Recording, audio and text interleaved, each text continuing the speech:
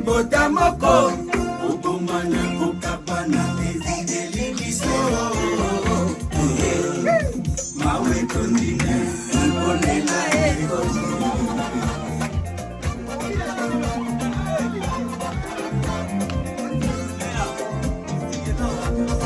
nyama misine lenunda ekoi kanaka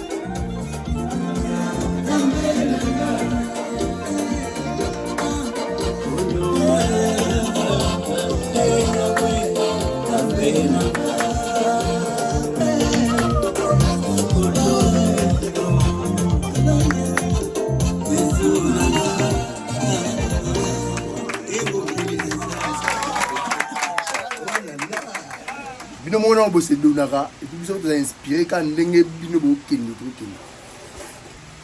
Voilà, merci beaucoup.